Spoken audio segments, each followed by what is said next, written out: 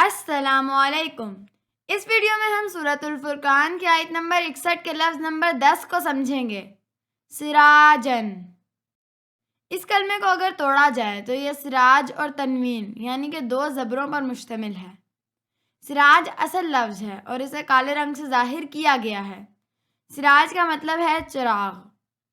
تنوین اس میں نکرہ کی علامت یعنی کہ اسم کو عام کرنے کی علامت ہے، یعنی جس کلمے پر تنوین آئے گی اس کلمے کو عام کر دے گی۔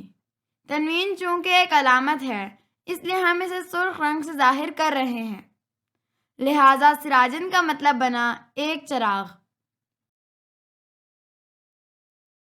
یہاں یہ بات بھی غور طلب ہے کہ عربی کے لفظ سراج اور اردو کے لفظ سراج دونوں کا مادہ سین، رے، الف اور جیم ہے اور دونوں کا مطلب چراغ ہے، لہذا عربی کا لفظ سراج اردو کا لفظ سراج بنا ہے۔ اردو میں ہم سراج الحق نام کے طور پر بھی استعمال کرتے ہیں۔